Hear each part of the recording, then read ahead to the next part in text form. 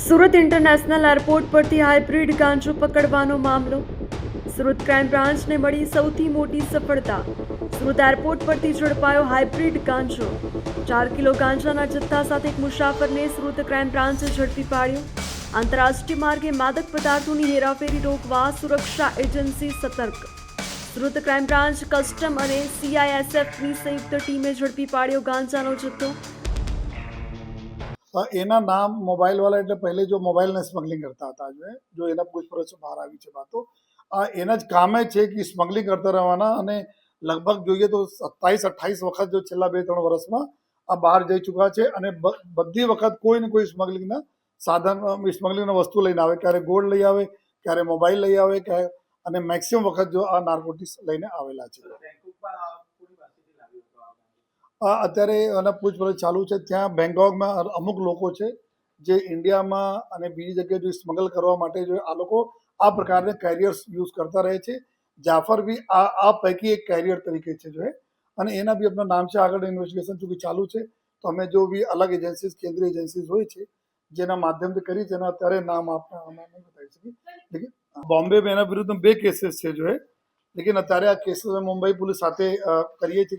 ગઈકાલે રાતથી બધા ચાલે છે. જનરલી શું થાય છે કે આ જો ગુનાઓ એના ઉપર દાખલ થયા હતા 2012 વગેરેના હતા તો આમાં થાય શું છે ક્યારે એના પરમિશન પણ મળી જતા હોય છે. અત્યારે જો ઘણા બધા ફ્લેક્સિબિલિટી નિયમોના લીધે કે કોઈ પણ ગુનામ બી હોય તો એના જો મંજૂરી લઈને જો 1 વર્ષ 6 મહિના આ પ્રકારના પાસપોર્ટના મદદ મળતા રહે છે. તો આ અમારે એક તપાસનો વિષય છે કે એના ગુના હતા તો પાસપોર્ટના વેરિફિકેશનમાં તો કંઈ ખોટી માહિતી એના ઉપયોગ તો નથી કર્યા. એના માટે હવે મુંબઈ પોલીસ સવાલે મારા કોન્ટેક્ટ ચાલુ છે. નહીં, આમાં દર વખતે જો અલગ અલગ એરપોર્ટો લેતા હોય છે. જનરલી શું હોય છે કે ઘણા બધા એવા હોય છે કે અલગ અલગ એજન્સીઝના રડારમાં આ પ્રકારના લોકો હોય છે જો બહુ ફ્રિકવન્ટલી વિઝિટ કરતા હોય છે. તો એના માટે અલગ અલગ એરપોર્ટના સિલેક્ટ કરતા હોય છે આ લોકો કે એક વખત બેંગ્લોર જાય તો મુંબઈ જાય તો સુરત આવે, જ્યાં જ્યાં ઇન્ટરનેશનલ એરપોર્ટ છે એના મોડસ ઓપરેન્ડી હોય છે કે બધી જગ્યાએ આ રીતે કરે કે કોઈ એને ઓળખાય નહીં જોઈએ.